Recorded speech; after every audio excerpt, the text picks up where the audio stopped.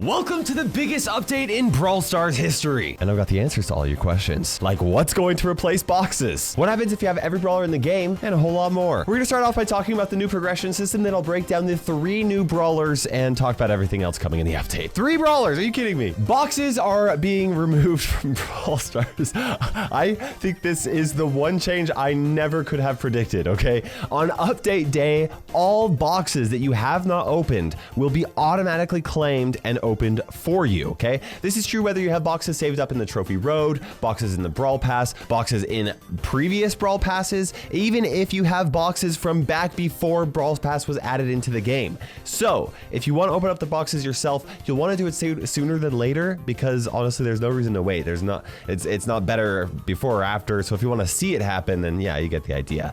Anywhere that boxes are in the game right now will be replaced with one of 4 items. Either large lumps of gold, large lumps of power points, or one of the 2 new currencies, credits and chroma credits, okay? Chroma credits will be used to unlock chromatic brawlers, and credits will be used to unlock every other brawler in the game, except for Shelly, who's obviously the only starting brawler. I'm gonna explain credits in a minute, but first, the Trophy Road brawlers are being removed from the Trophy Road, and their rarities are changing, okay? Nita, Colt, Bull, and Brock are going to be rare brawlers. Tick, 8-Bit, Jesse, and Dynamite are going to be super rare brawlers, and Bo, Stu, and Ems are going to be epic brawlers after this update. Now, I'll explain chromatic brawlers later, but you'll unlock all of the other rarity brawlers, including legendary brawlers on the Starr Road. Now, the Starr Road is a pathway where you will unlock any remaining brawlers that you may still need to unlock, okay?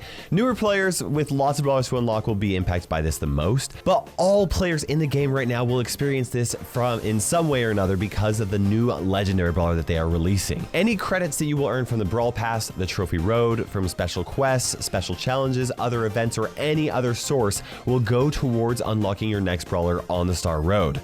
You'll be able to choose between 2 or 3 brawlers of the same rarity, and once you've earned enough credits, you will unlock that brawler and move on to the next brawler. Now, that might be from the same rarity, might be from a different rarity, you might select a different trio or from a different trio or something like that.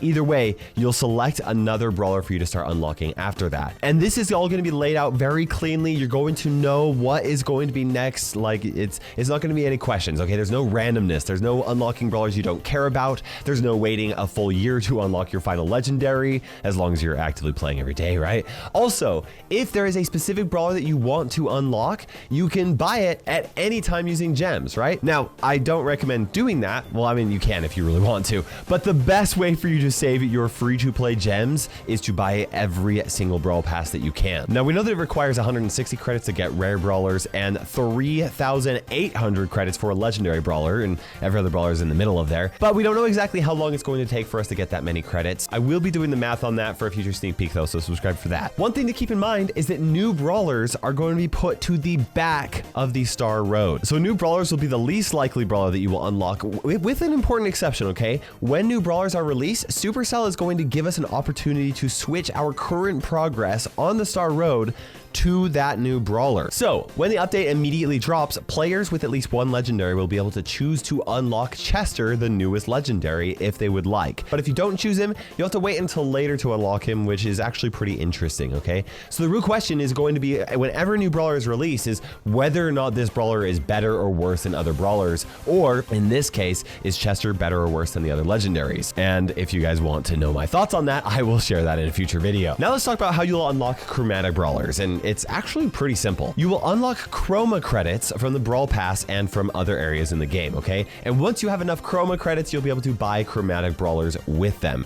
However, you need to unlock a certain number of chromatic brawlers in order to unlock the later ones, okay? I know it seems a little confusing, but really, once you've unlocked half of the chromatic brawlers, you'll be able to unlock any of the ones that you want as long as you have enough chroma credits for them. I actually really like this because you can essentially choose to get the brawlers that you want, and you can save the ones that you don't necessarily want until the end, right? It's actually really cool. Now, this system is obviously going to have a big impact on the game in the future, but what about right now? What about the current Brawl Pass, right? This is happening in the middle of an update or of a season. Well, they are completely changing all of the rewards in the current Brawl Pass, the one that is actively live going on right now, okay? It's kind of weird, and I don't know, the free pass, it seems like if you unlock something, then it's equivalent, you will not get that new credit or whatever. I don't know how it will work for the free pass, but they did tell us what's happening for the paid pass, and which I think is awesome because the paid passes, you know, anybody that spent money on it, it's an investment of your time and your money. So that's actually really awesome. And they're going to make the current Ghost Station pass the most valuable pass in the game's history, okay? Like, this is huge, and it's for two reasons. First of all, anyone who buys the premium side of this pass will actually get 80 gems back for free, which is insane. It's almost like 50% off the Brawl Pass, or off of the next Brawl Pass, or however you look at it. But on top of that, if you buy the pass before the update, not only will you get rewards from the boxes that you opened before the update, but they're also going to give you the credits that you would have earned in the paid pass after the update. And that means that you're getting more value from this pass than any other pass in the past.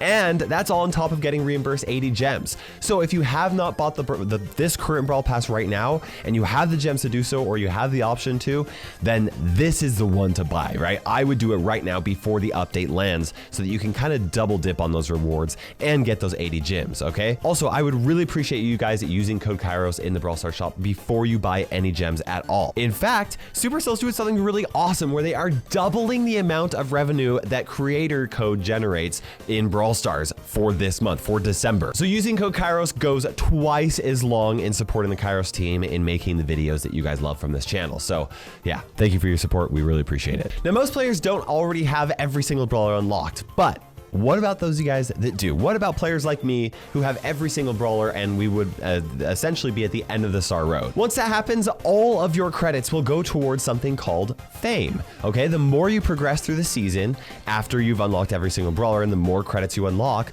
the higher your fame rank will go up.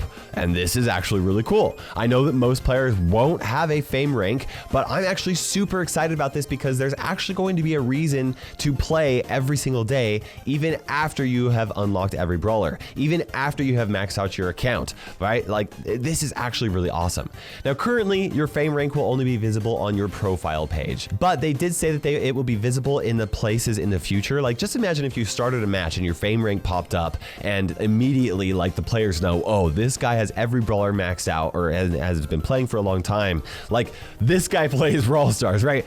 That's actually really cool. That's really awesome.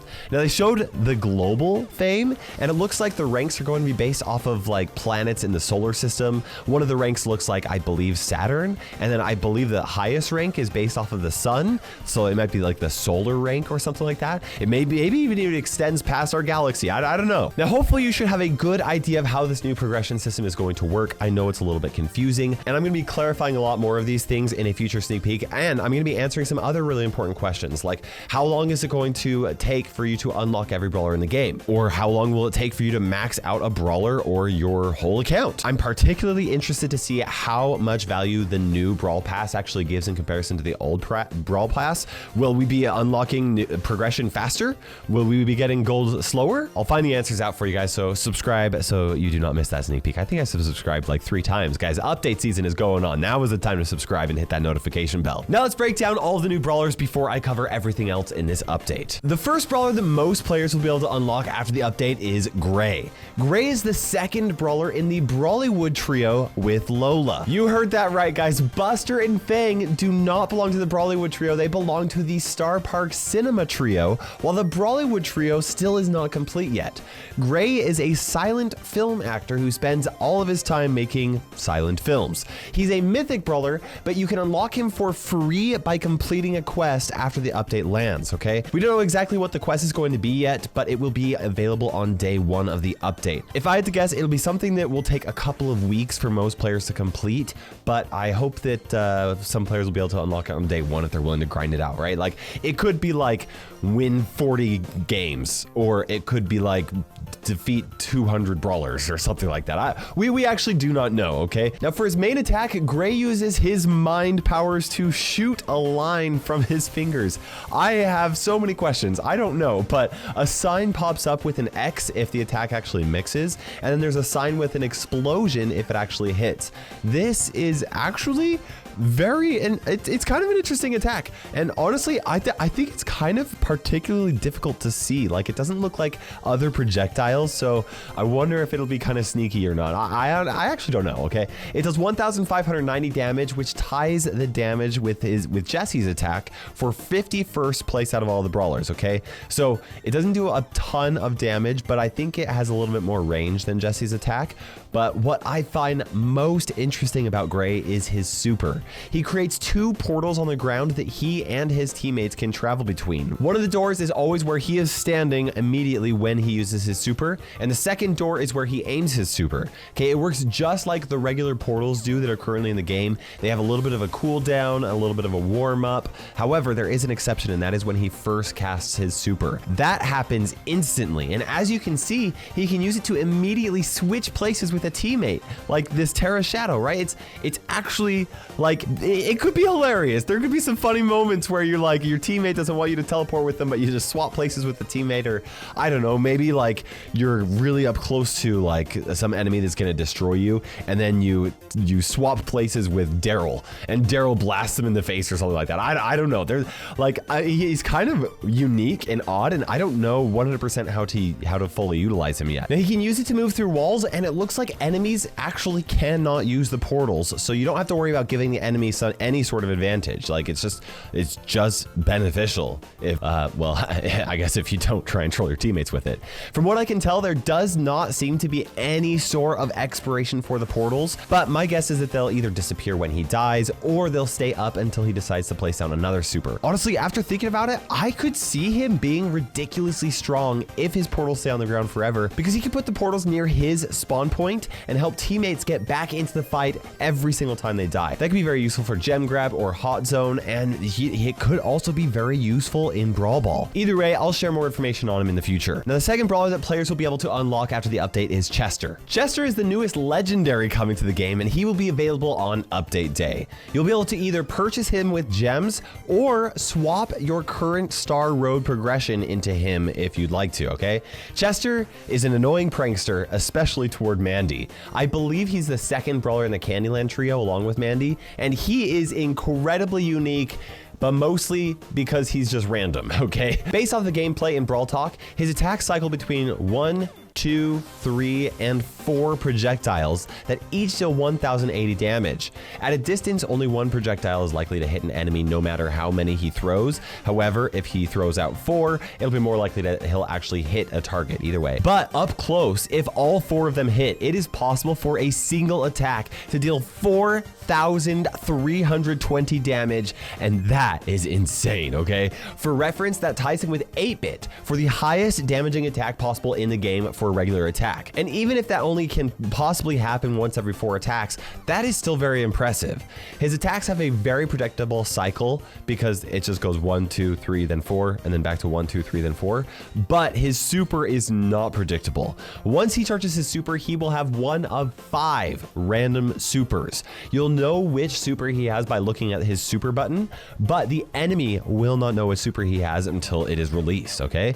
The first super is him throwing out a bomb that deals 2,820 damage and knocks enemies back. It's kind of like Dynamite's super. His second super is one that heals him 3,600 HP over 3 seconds, which is kind of like a delayed Poco super. Then you have his third, which is a slow around him in a certain area that kind of like also deals a little bit of damage over time as well, kind of like Spike's super. Then his fourth super is a poison cloud, which we don't know how much damage it deals or how long it lasts for, but it's gonna poison enemies over a period of time. And finally, he has his stunning attack that deals 2,400 damage and stuns them for a bit too. Chester is a very interesting brawler, and I'm not 100% sure how I feel about him yet, okay? Part of me is excited about playing like some sort of an RNG brawler that, like, you know, he's gonna be kind of sneaky. Like, you're gonna know what super you have, but your enemies are not. So playing him, I think, will be fun, but playing against him probably will not be. And because of that, I could see a lot of pro players not really liking him, okay? Either way, I'm very excited to give him a try because he does look ridiculous ridiculously strong just based off of his potential damage. And finally, we've got Mandy. Mandy is going to be the Brawl Pass brawler in the next season, the Chromatic Brawler at tier 30. She's the CEO of Candyland in Star Park, which is a candy-themed area of Star Park. Mandy is sweet on the outside, but very sour on the inside, especially when it comes to customers who she finds incredibly annoying, okay? Mandy is she is a super interesting sniper, okay? She already has a super long attack range, like regularly long attack range. But if she stands completely still for a few seconds, then her range increases to be about 12 tiles long. That is one of the longest attack ranges in the game, and it looks like her projectile speed increases as well, making it easier for her to hit targets at all ranges. Now, at 1,410 damage with each attack, she has the 58th strongest attack, which is tied with Penny. It's not the highest damaging attack, so the damage might not be as hard hitting as some of the other snipers, but I still would not discount her either, okay? She's got 4,500 health at max level, which puts her between Belle and Colt for HP, and it's more HP than most of the snipers. Plus, I believe she has a faster reload speed than most of them as well. Also, I think she's gonna be really good at countering other snipers because she's one of the few brawlers that can actually outrange them. Like, somebody will be playing Piper and you're playing Candy, and all of a sudden they'll be like, wait, I can't reach that person who's able to hit me? Like, what? There's something wrong with this, right? Then you have her super, which is the 17th highest damaging super in the game. At 3,750 damage, it is enough to one-shot 9 of the brawlers in the game. And what's even scarier is that it has a long enough range that it can reach the other side of the map. We didn't see it in Brawl Talk, and I don't know how reasonable it is for that to happen, but the fact that it is possible means that it's bound to happen sometime, right? Once she activates her super, it takes a little bit to charge up, so players will at least have a moment to try and get away. But another thing to keep in mind is the fact that it doesn't break walls, but it does pass through them, which makes this a very deadly super, even if she's not using it to blast you from halfway across the map. Honestly, I can't wait to try Mandy out either, but we're gonna have to wait to unlock her until the next season starting in January. I know I have already talked about a lot, but we still have stuff to cover. We are getting 4 new mythic gears, and it looks like one of them is Sandy's, and I'm not sure who the other mythic gears belong to, okay? Additionally, it sounds like they're planning on making duels permanent, but I don't think it's happening immediately based off of the way that Frank talked about it. We're also getting some 4-year anniversary prizes, including PowerPoints, credits, Chroma credits, gold, gems, pins, sprays, a special profile icon for how many anniversaries you've actually been in the game, and of course, a free classic Shelly skin. But that is not the only skin coming in this update. We also have Magma Mandy, who's going to be the tier 70 reward for the Candyland Brawl Pass. Then we have the tier 1 skin, which is Gummy Bear Nita, which honestly, I could be the most excited about this skin. It's so cool looking, and its colors actually change every time she summons a new bear. So she's got like all sorts of different, it's really cool. Then we have the Pinata Ash skin for Power League. Then we have MC Mandy, who is going to cost 29 gems. We also have Dark Chester, who is going to cost 29 gems, and Runaway Gray, who will also cost 29 gems. I like the Supercells putting these 29 gem skins into the game just with these new brawlers. It's actually pretty cool. For the rest of the skins, we don't have actual gem costs, but I'll do my best to estimate based off of my experience. I think Buzzette is going to cost 79 gems. I think that Cupcake Daryl will likely cost 149 gems.